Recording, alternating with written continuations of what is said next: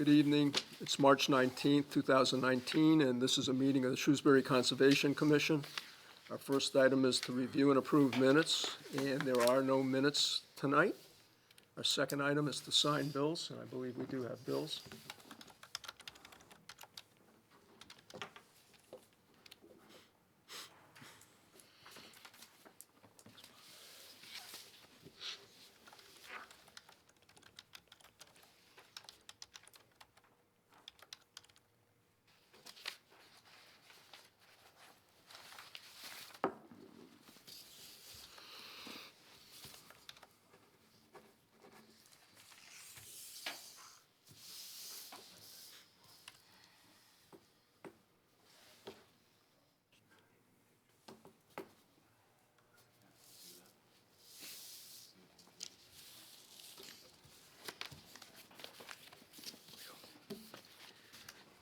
Our third item is meetings and hearings. There are no meetings or hearings tonight.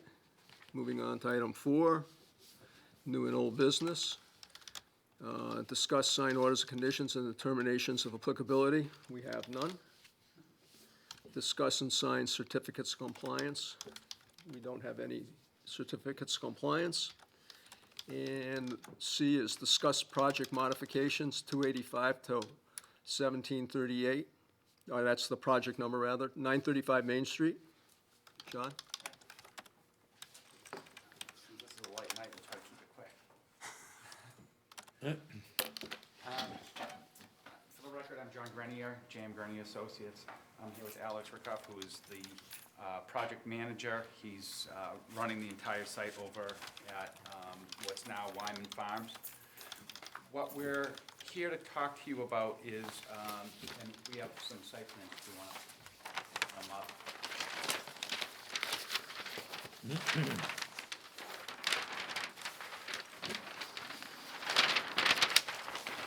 What we're looking to do is, if you look at the third building in, which is number 10 to 12,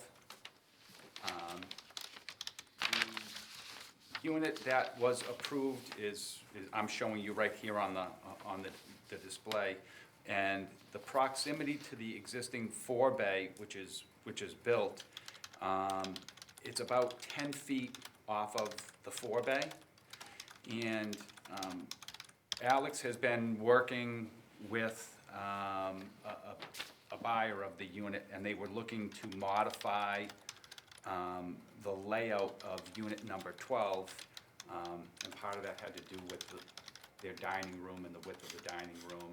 So what we did was we held the offset to the wetland, which is that 30-foot offset. You see the darker dashed line. We held that, and the width of the unit got a little bit wider, so it got closer to the four-bay. So in order to maintain, on the original, we have, like I said, 10 feet from the foundation to the edge of the four-bay. What we did was we altered the shape of the four-bay. Before it was more oval, and we're squaring it up, and just so we can maintain that 10-foot separation from the foundation to the four-bay. We maintained the same volume of the four-bay. We made sure to have the same areas and depths. We've already talked to, the planning department's fine with it, the building department's fine with it, but they wanted us to come and talk to you and just make sure, because this is some alteration in the grading to that four-bay to modify the shape of it. So we talked to Brad. He said we should bring it in front of you and get some feedback from the commission. So that's the long and short of it. Put it to the chairman with any questions, comments? Yeah, just on that 10 feet that you're talking about, John, is that 10 feet from the edge of the foundation to the break-in slope to the four-bay? Because you maintain a drive-around access road around the four-bay. So where does that, I don't have my scale with me tonight, so where does that 10 feet? That's 10 feet from the first break-in slope. Okay. Okay, so essentially, you guys gonna have to maintain no Yes. vegetation there so a vehicle could get around, and Yes. so how do you address that, John? With a restriction on the unit, that he doesn't do shrub planting or? That's fine. That's fine. You'd want that, you know, obviously we want that clear, so if we want to put a restriction, and Alex. Oh, yeah, and you know what? He did bring up a good point. That's in the vicinity of where a septic tank and some lines are gonna be going for the sewer, so we wouldn't wanna plant over that anyway. But if you wanna put a restriction that, you know, no shrubbery or anything, we're fine with that. All right, and no problem driving over the septic tank? No, Okay. no, we'll make sure that You would be, get a heavy loaded one? would be get a- H20 Get an loaded. H20, okay. Martha? I'm just curious, about, so the forebay is open? It slopes down into the Yes. open? Okay. Is there any issue of safety with the slope and things falling in? Do you need Those- to erect any fencing or anything? No, those they drain, I mean, that's a few feet deep.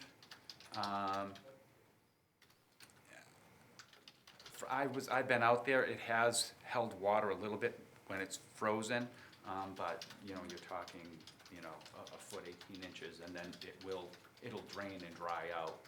So it's not holding any water for any length of time. Okay. And the homeowner's not gonna be tempted to put shrubs around it to block Well, it? it's a condo, so they're not doing their own landscaping and planting like they would for a single family. So there are restrictions on, you know, they have a professional landscaping company that's gonna be hired to come in, you know, do the bushes, do the lawns, do everything. People aren't planting their own landscaping. Okay, thank you. Jason? Just a general concern, you know, I don't know how many times maybe buyers are gonna come back with wanting bigger dining rooms. So I'm just a little concerned that, you know, there's a lot of area in here that's got, you know, we've approved, we've looked at the plan. I like John, but I don't really wanna see him all the time here, you know, but, So. you know what I mean? So Alex Rickoff, Yeah. Casa Builders. So, basically, I've had a discussion with the town, and this is kind of gonna be like a A one-time one-off? Okay. only, especially in the vicinity of the riparian zone, which this one is, that close to a forebay of a detention basin. Right now, we're kind of, you know, this is the beginning of the project. We really don't see, these units are kind of cut and dry. They're tight as is. Right. So this was kind of told to us, this would be like a one-time only type deal. Okay, So we're kind of taking it as that. As that, all right. Yeah. and I would express concern on that too, so, yeah, I mean, if it's I kind of a agree. one-time, I don't want it either. I believe that. All right, that's it. No, sir? Bob? In terms of the timing here, has this already been done? This foundation already been poured? No. No, sir. All right, so you're looking, okay. No, the two foundations adjacent to it, the first two buildings off of Main Street, are in. They're in the process of being framed, and they pulled building permits for the other three after the crossing. That is not in yet. And my next question is to Brad. I mean, you've looked at this, Brad, and is there in any way compromising the efficiency or of this 4-bay area? No, I mean, what they're essentially asking for is what the commission's approved before. There was a 10-foot separation, but because they're shifting the building, they're now shifting the 4-bay. Size is the same, everything, performance should be equal? All right, that's it for me. I'm all set. Brad, anything? That's it. Does anyone in the public have any questions or comments? Not seeing any, we'll close the hearing. Okay, thank you very much, appreciate it. Thank you, Fred. Take a motion, Mr. Chairman? Yep, go ahead. Mr. Chairman, I would move that we vote to modify the order of conditions for 935 Main Street in the manner that's been presented to us For buildings 10 and 12, for the location of the buildings 10 and 12. Second. all in favor? Aye. Got it. Yep, set. Yep, you're welcome.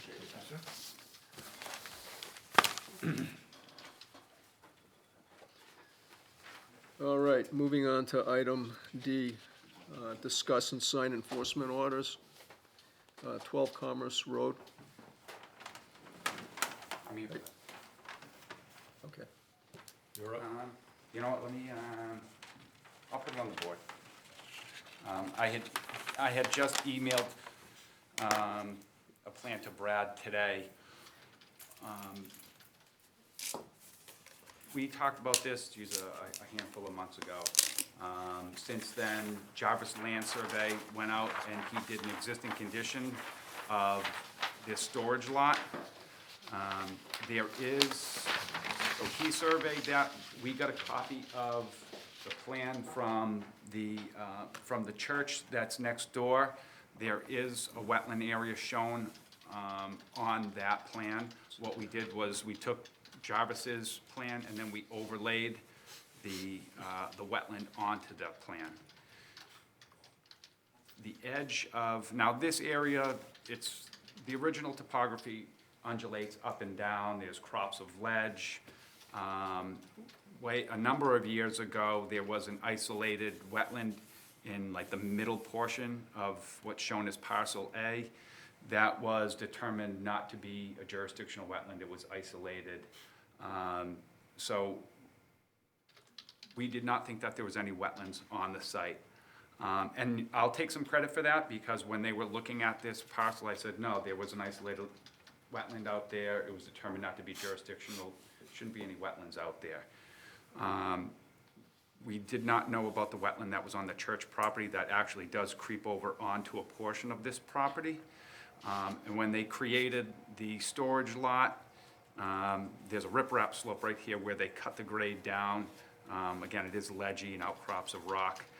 They did fill along the edge of the property line, probably for about a depth of about 10 feet or a little bit more, for a length of maybe, I don't know, 40 or 50 feet. In all, it's about 1,000 square feet of wetland that was filled along the property line, adjacent to the property line that abuts where the wetland is on the church. I had gone out there with Brad. Brad took a look at it. There is a little bit of a swale, or kind of a little bit of a, I don't know what I guess you'd call it a swale. It's very narrow, and that's where water bleeds out of this wetland area, and it floats right next to where that detention basin, and then it bleeds out towards the back of Ricker's office park.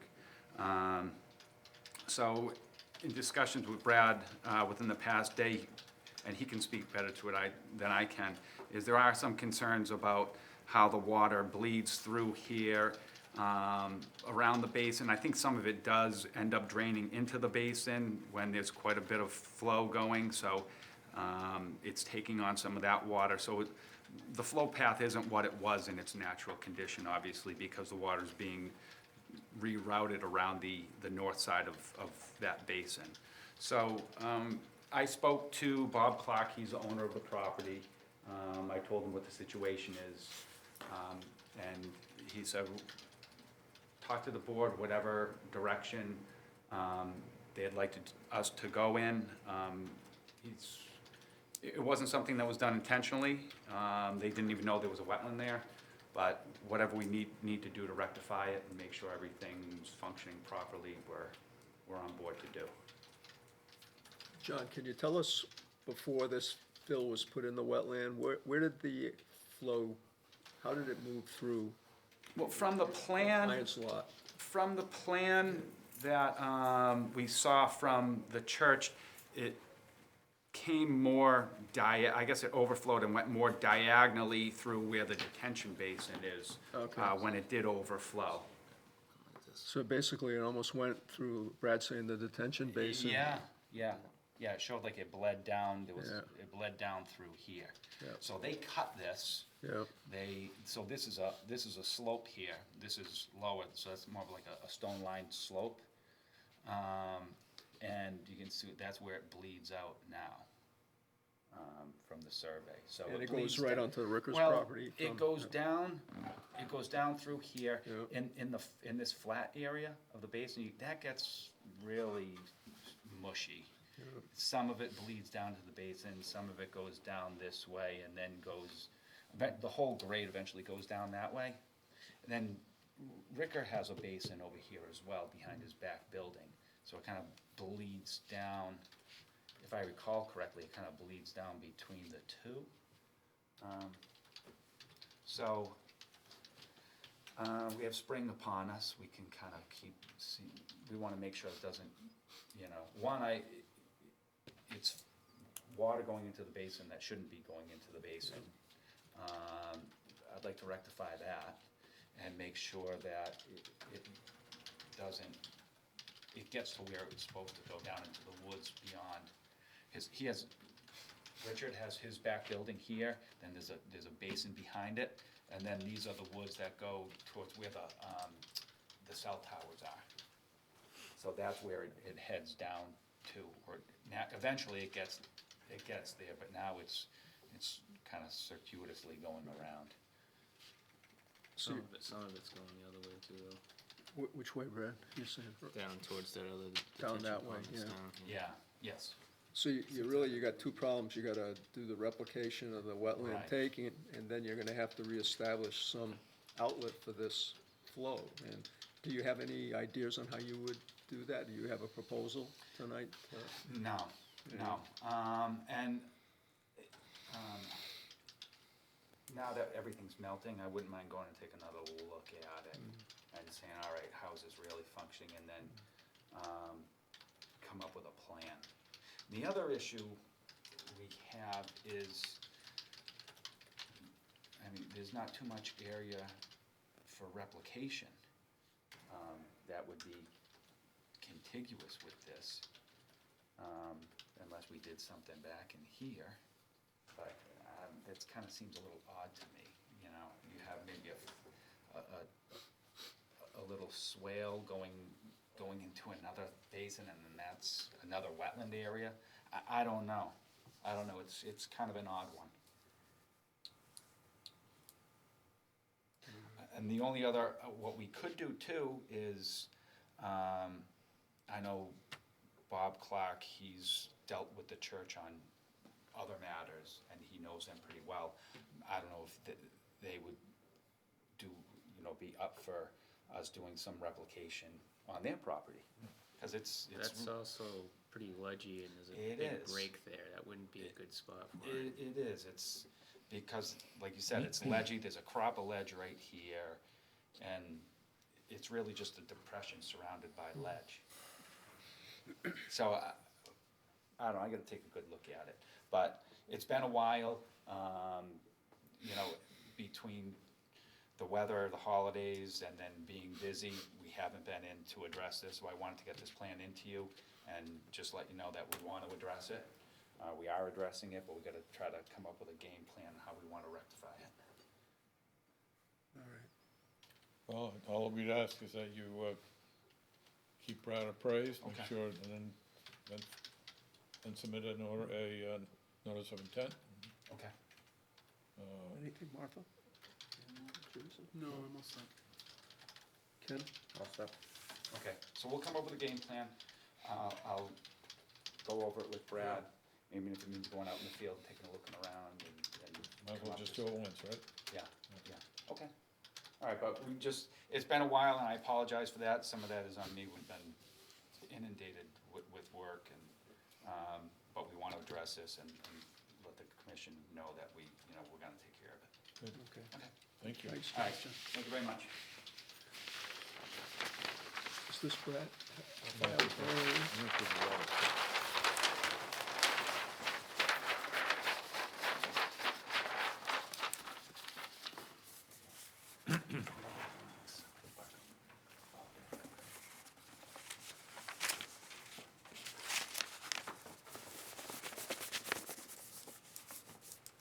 All right, our next one is 784 Grafton Street. I have, not heard anything in recent weeks regarding, any update from the homeowner on that. It's been quite a while now, and the, snow's just about gone. What I would suggest is that we The original enforcement order required them to file a notice of intent, but did not give them a deadline. My suggestion would be to give them a deadline of, have them come in for the May meeting, and that's a filing deadline of April 25th. So it gives them a month, essentially a month from now, to file the notice of intent. Do we have any idea whether he's engaged anybody to do that? He's told me that he's hired a wetland scientist who's begun the delineation, but wanted to complete the delineation once he removed some of the debris from the resource area. I'm just wondering if 30 days is realistic. You know, if he's, doesn't have anybody, If he's already, Engaged. he's told me he's got somebody engaged. So if somebody's already been out there to start the delineation, I don't know why they couldn't file an NOI 5 weeks from now.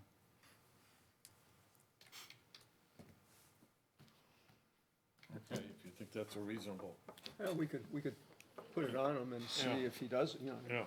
comes. Plus, if there's any restoration, we at least are gonna be in the prime season to do any, Yeah, you know, work. We'll have the wet Yeah. season on our side. Is that okay? Agreed. Yeah, I'm Yeah, fine with that. all right. Sounds like a plan then. okay. Is that- Oh, Oh, yeah. So you're gonna give him 5 weeks to file a notice of intent of him? we're gonna hear his, the hearing will be in May, but he has up until April 25th to get the plans into engineering for the May meeting. Right. So basically, he's got, he's got a month, a little more than a month to get his notice of intent in. So he has to complete his flagging, and if there's any issues, or if he's proposing, to build that shed, continue to build it, he'll have to complete that all within the next 5-week period. Has there been any activity, recent activity I there? haven't seen them do anything, no cleaning, any taking out of anything. Yeah, well, the snow's almost gone, so there should be, no reason for him not to finish the flagging. Yeah. And the wetland scientist, who was that? Did you ever find out who Don't know. started or doing or going to do or? No? I don't have a name. No, we don't know. And the certified, well, we know that. The certified wetland scientist, Yep. find out. We have his word that he hired one. Okay. Yep. But do they often have to give you the person's name and that they actually are certified, Should be on the plan when he brings it in, they usually say who his scientist was. they don't usually say who the scientist was, it's just on the plan, is that what you said? No, sometimes they'll either be on, it could either be on the plan, or when they make the presentation, they usually say the flagging was done by such and such. Okay, So if you wanna check the credentials, then you'll have an opportunity. right. Okay, so the way it's set up right now, we would hear that hearing in May, Right, but the plans will be to engineering by April 25. and you can review it. That- first, Yes, That's our request. right. Cover that. So, you request it and he puts them in and then you can review the plans, is what you're saying? You could go Right. down and review, I could go down and review it. All right, okay, thank you. all right.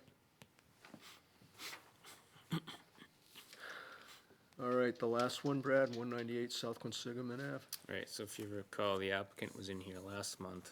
I think he indicated that he was gonna have his consultant reach out to me. I have not heard anything since the last meeting. Remind me what that one was? That's the one with the tree clearing on the slope. The what? The Tree clearing, clearing on the slope. Oh, yeah.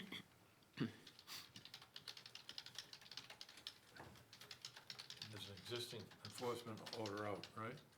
There was, correct. okay, that takes care of enforcement orders. Next item, E, discussion regarding dam notifications from the Office of Dam Safety. So, Commission may recall that you have control of Newton Pond and Old Mill Pond as conservation land, and part of the maintenance of that over the last little over a decade now has been dam inspections. the regulations have changed a little bit, and now they are, in addition to the inspections, they're requiring that dam owners do have emergency action plans in place. So we have an order from the Office of Dam Safety to complete and submit emergency action plans for both of those at Old Mill and Newton Ponds by the end of this year, so December 31st of this year. We've already reached out to a consultant to get us an estimate on that. It's gonna be approximately a little over $18,000 to complete both of those. And we've also had talks, as recently as today, as possibly trying to get grant funding for that. Currently, we do have funding in place for one of those. We think we can get the funding for the other. Ideally, if we can get it through a grant and have it paid that way, it'd be great for the town. How site-specific are these things, or aren't they, wouldn't these dam safety plans be pretty much boilerplate? No, because you really have to do the H&H analysis and figure out how much water is going downstream and then what the downstream impacts are. So it's, some of it will be boilerplate, but a lot of it's site-specific. So this plan is an action plan as to Right. what to do if the dam were to fail? Fail, or again, if you're proactive and you get notification you've got a Category 2 hurricane or something coming your way, then, for instance, in the case of Old Mill Pond, you might go out and open up the sluice gate a couple days before, or with Newton Pond, you might remove some of those stop logs and prepare for it, things of that nature. Maybe get in contact with the abutters downstream, there's potential impacts. So it's, I think a lot of it's on the proactive part, not in case there's just a dam failure. But the dam failure would be specific enough because of the hydraulic analysis to say this house, that Right. would be impacted by the high water level. Okay. Any questions? Where's the money coming from, Brad, for this? We have enough for one of them under the money that we got through town warrant for either the inspections or the rehab process. So there's still some left that that's allocated for the dam work. The other, again, we'd have to do a little bit more looking for it, but we met as recently as today as possible grant through the MVP actually process that you're familiar with. Was that 18,000 for both? Or Both total, for yep. both? Yeah, they weren't equal in amount. One was about $1,000 more than the other, but total they were $1,850. Which one was more expensive? I can find out for you. I would speculate that it would probably be Newton Pond, just because of the size. I have a question. When we did Newton Pond rehab a few years back, did they look at any of this information that would be required for this? Some of it will be applicable, I'm sure, because they had to do at least a rough 100-year flood analysis to basically, if you remember, we had the issue with the fluctuation once we had the new spillway. And the argument back then was it had to be 85 feet wide or whatever the number came out to, because you had to keep that 100-year flood elevation from going over the road there. So they've done at least some of it. Brad, who's responsible for Irish Dam on Lake Quinsigamon? That must have to fall into the That I'm inspector. sure is I think that's DCR controlled. Is it DCR? It's in So the Grafton, too, right? state's responsible in that case. They just did work to that. They just did some work on it, Ken? A year or two ago. They did more work on it. I Well, mean, they did a major rehab early 2000s. Yeah. I don't I know. remember that one. Recently. yeah, didn't they fix the spillway was leaking, so we couldn't lower the water? Might have been. I thought I That's saw what they did. something. Ken. All right. That takes care of that, Brad? Yeah, so you don't really have to worry about it. We've got it under control, but if you have any questions along it, feel free to reach out to us. And the inspections are they annual? Are they? No, it's every 5 years for those two. Yeah. And the one at, St. Pierre Pond, that's on a 10-year schedule. Okay. Okay. Item F, discussion regarding wetland protection bylaw. Why don't you start, Brad, and tell us Sure. what you prepped for us? So, I think it was last month or maybe the meeting before that, the commission discussed briefly about rekindling the idea of a wetlands protection bylaw in the town. What I have in front of you tonight is the unmodified version from the last document that you got of a draft bylaw with highlights of red is what is above and beyond the current regulations. And if you want, we can also discuss additional things that have come to light in recent projects in the past couple of years where a bylaw might be beneficial. I have some ideas on that as well.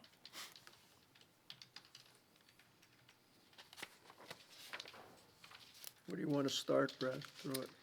Well, one of the things that, one of the reasons I would try to get a bylaw in place is I don't think that our policy has enough teeth lately. And with the lots getting tighter and tighter, I think we're probably gonna run into that more often. So if you do have the bylaw in place, you can really formalize that and people would have to adhere to it. The other part that we're struggling with a lot lately is enforcement. The commission, as you're well aware, we don't have the ability to issue penalties. We can certainly kick enforcement up the chain to DEP, but they're not always gonna have the resources to handle these smaller violations that we might struggle with on a regular basis too. So by putting something in there that will actually, give people the incentive to comply by not facing fines or other sanctions would be beneficial. The other thing too is what we've talked about is the ability to put fees in addition to the Wetlands Protection Act regs. I've been doing this for the commission for a little over 20 years now. I think the fees have been changed once since I've been here. So they really don't keep them up to date with, in terms of what you need for resources to really do the day-to-day activities of the commission. It's pretty low when you compare it with any other regulatory board, for the most part. I mean, planning boards are astronomically higher than what the Conservation Commission gets for filing fees. So I would think that you'd wanna possibly get something in place for that, just to handle the day-to-day functions, and as well as, we've run into, with the enforcement, for instance, there are times that you need expert witnesses or town council involved as well. I think back to the Northland Road one we had maybe 3 or 4 years ago. Commission issued an enforcement order and that one got appealed. So that automatically triggered it to, a pretty intense situation where you needed to have our wetland scientists representing the commission, as well as town council was involved quite a bit on that, and it got pretty costly on that end.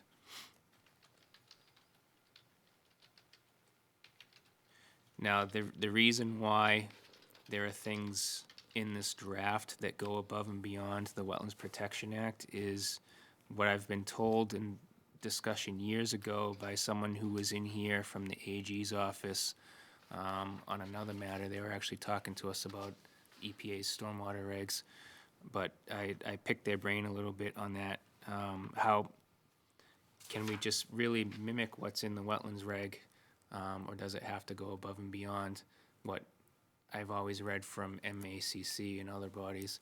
And the comment I got is it really has to go above and beyond, otherwise it's no different than the wetlands reg, and it's likely to get shot down. Adding fees isn't wetland protection, so that's not above and beyond what's in the wetlands regs. So we can't really generate something, in my opinion, that's just for the filing fees.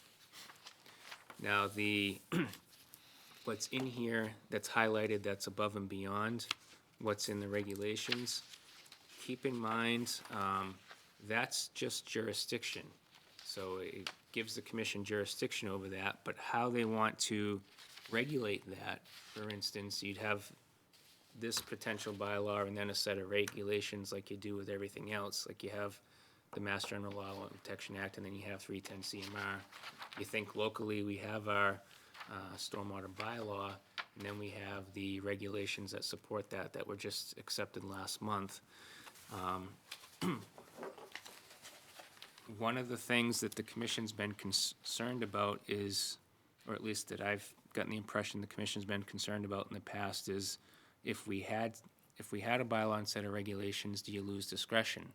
And my opinion is, no, you don't, and that's why you can include that flexibility in the regulations. And in fact, in this draft bylaw, and I'll highlight one of the paragraphs here.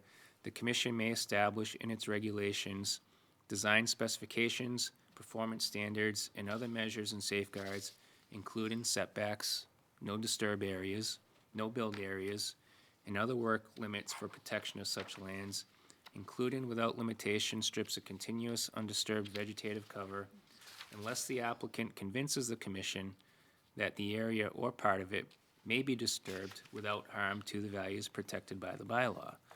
So I think that language, to me, reads that you would have some flexibility, and I think that can be spelled out in more detail in regulations, so that if you did set, for instance, you have your 30-foot policy now for buildings offset to wetlands, there may be cases where it makes sense and it may be of benefit to have that a little bit closer, depending on what the commission may be getting in return, or if the site constraint is so poor that, you know, somebody may be limited to 28 feet from a wetland or something like that. I don't think this is really the be-all and end-all of we're tightening down and limiting people to what they can do. I think with the regulations, you can make them as flexible as you see. So there would be wiggle room in the 30-foot setback, it's not, you're not locked into it. Right, I mean, you certainly want to, if you're reviewing something like that, for instance, you want to have a good argument as to why you'd want to approve it. Otherwise, everybody who came in after that project is going to be, you just gave this person 20 feet, Well, I'm exactly, entitled to yeah. the same. But yes, I think you'd get some wiggle room there.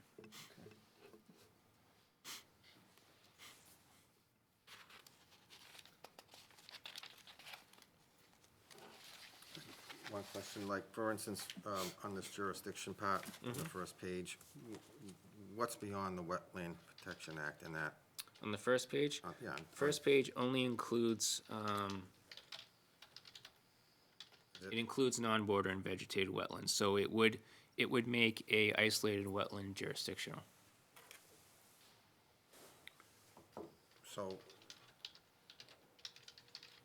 okay, so on this paragraph, what is in, it says beyond the Wetlands Protection Act, so it's bordering wetlands. So where is that reflected in what's written? It doesn't have the word bordering in here, as well as, I think when you go back to the definitions, it's been a couple of years since I've last looked at this real intense, but in the definitions of what's a wetland, it doesn't require the bordering language. Is this increasing any buffer zones from 100 to 200 feet? No, that stays the same. That's part Yep. of the regs? Yep.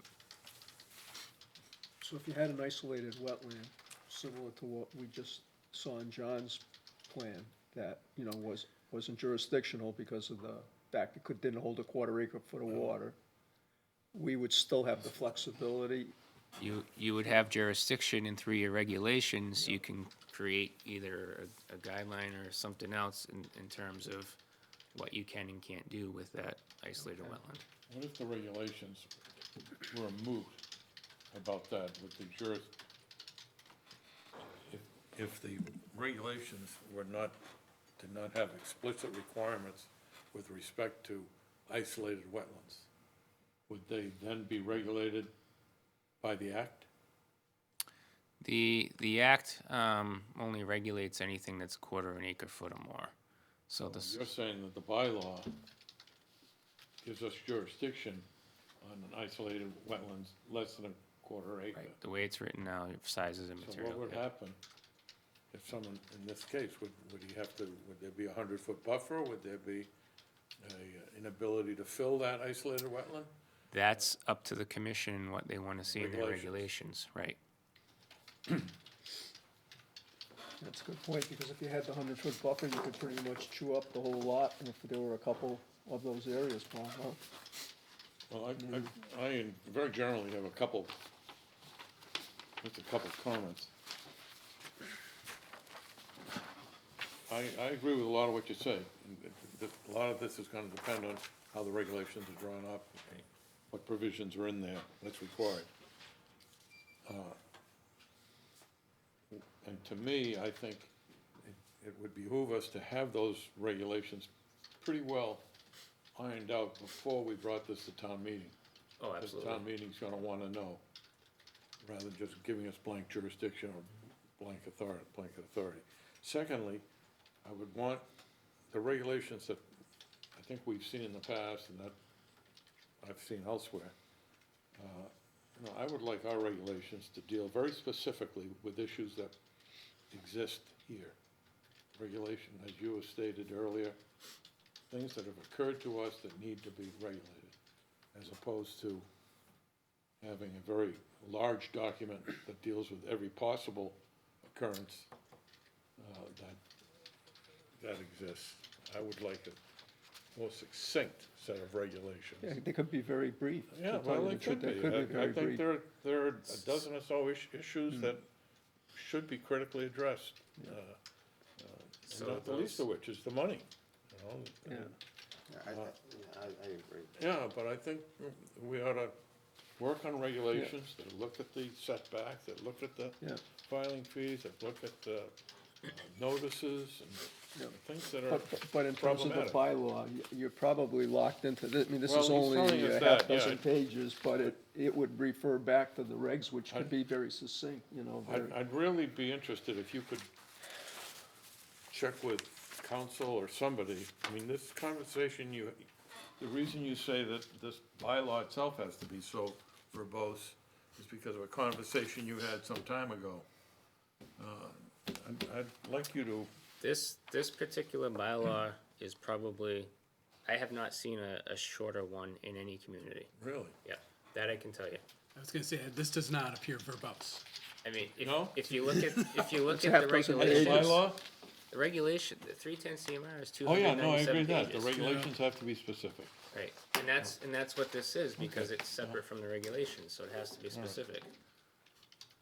Okay. But I the just think regulations that- themselves, you're right, we zero in on what Yeah. we've had issues with, you I know? just think this bylaw is gonna be somewhat problematic at town meeting.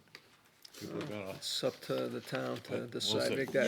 Yeah, I don't disagree with you. Yeah. I think, but I do agree with what Brad has said, we've come to a point Yeah. where it seems to me, after being on far less than all three of you, that we're dealing with a lot more enforcement Right. issues, because I Yeah. think there's a lot, and we're kind of stuck in our Yeah, and I- finite space of building, so people are going to try to push the boundaries, and I think now is more of a time to really institute I agree, and I think bonding is another huge thing. We've I got, man, completely agree we've with that. run into that completely agree. headlong, yeah. Yeah. So, The problem is some of the, what we have is guidelines. no, And that can be addressed too. No, I realize that, but when they come in with something less than we proposed in our guidelines, they pretty much throw it in our face and say, It's listen, just a guideline. it's just a It's not- guideline, it's right. not a bylaw. I don't know, I've Although- heard that many times. And then we still try to go by our guidelines. Right. We'll either deny the permit or we'll modify it to our liking, and then they appeal it. Right. And I then think, we I don't think it can't needs to be win. overly restrictive No, by any no, means, and- but but I I- think we need a set of rules. in fact, even though they're just guidelines, they've worked pretty well. Agree. Yeah, Yeah. so, To a certain I extent. don't have any problem with, Yeah. Just to get back to the fees too, most of the time, when somebody comes in to this board, they've already been to another board. So I would hate to see this board set fees that, increase costs for homeowners and applicants because they're already getting charged at another board, such as the planning board, where the fees are very, very high. So, I mean, But does that cover our costs, Ken? You know, what the planning board's pulling in to But see? it all goes to the same pot. I mean, it goes to the town, it goes to the engineering department, and I'm sure that it's very expensive. It's a lot of money. Yeah. And I just would hate to see that, just going out there to get. Somebody double should be dip. able to tell us within the town structure whether those fees are adequate to cover what, you know, we bump into on our side with the appeals and having legal counsel there and experts. The thing is Brad too, I mean, Brad does so much more enforcement these days, and, you know, his time isn't free. Well, It's his not- time, no, his time, and he does a lot of work, but also now there's another fee going in for the stormwater management.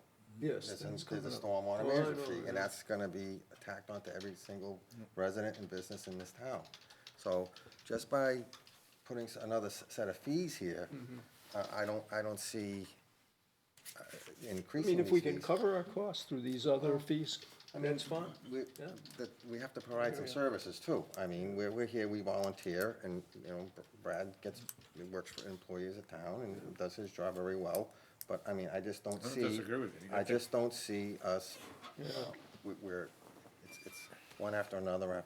There's a lot. So I would just be cognizant of what we do with that. All right.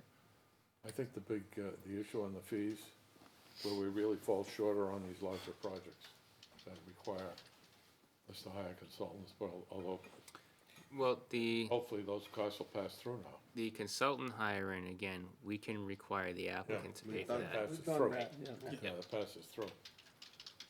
Which I think is appropriate on the larger stuff. Well, how do we proceed from here, Mr. Chairman? I don't know. You wanna take a stab at maybe drafting some regs up and seeing what's important to us, and would that be the next step, Brad? or- Yeah, I mean, I've polled many different communities in the past and looked at both the bylaws and the regulations.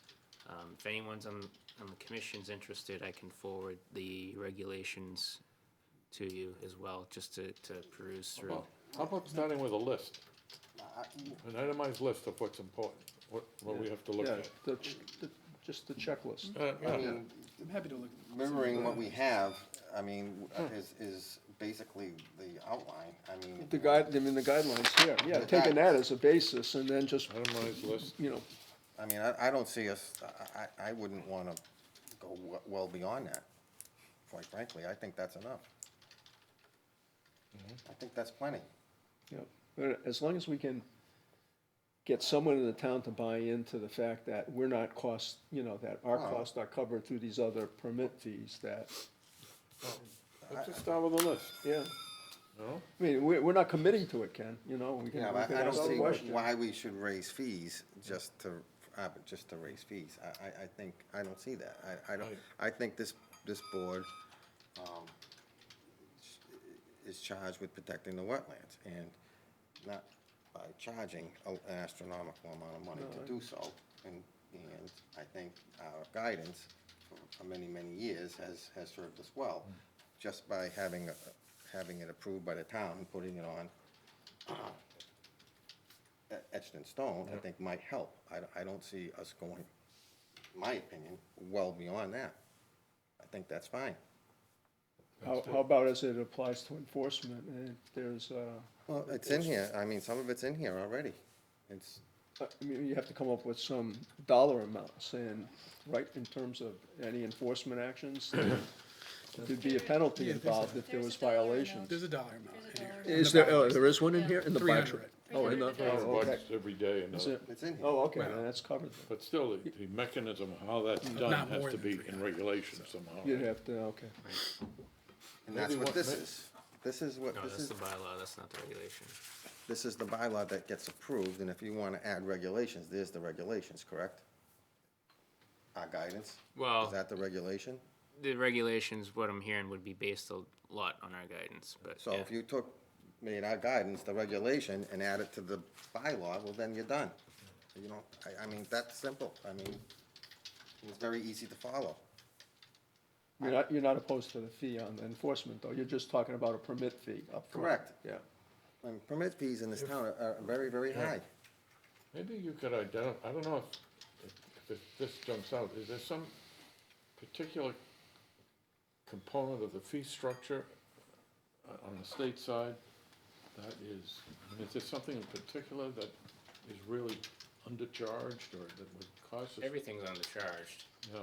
The only time you ever get enough money to support the amount of time, staff time you put into it is the large projects with multiple units. Think Lakeway Commons, something like that. Yeah. Those fees covered our time and inspections and all of that. Most projects don't even come close. So if the town's position for the past 6-7 years maybe has been not to fully fund my position out of the general fund is to use the filing fees as well. And for the longest time, I think they were using 25% of my salary, for instance, from the filing fees. And it literally took, I think, 3 or 4 years to drain that account, doing it that way. Well, we ought to at least talk about it. And I would love to see a list of regulatory components that you think should be addressed. I'd like to just see what, You know? you said, Brad, you have some sample regulation, you could just show us what. We did that last time. Yeah, I mean, I'd just like to see it, And it was and this just then, Yeah. how big, is it a big document? No, the regulations aren't much.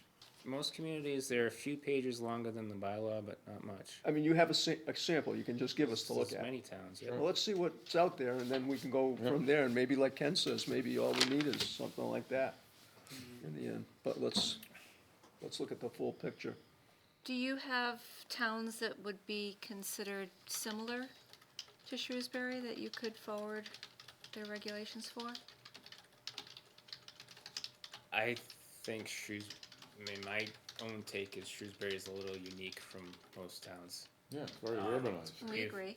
Where it's based on the types of development and the history that I've seen in my years here and looking through the plans of what happened before then, it's a little different than what most towns and or cities have seen. Not major differences, but different enough that I couldn't just take some other community and apply it to Shrewsbury without tweaking it. But some close ones, yeah, I can look and send those to you if you want.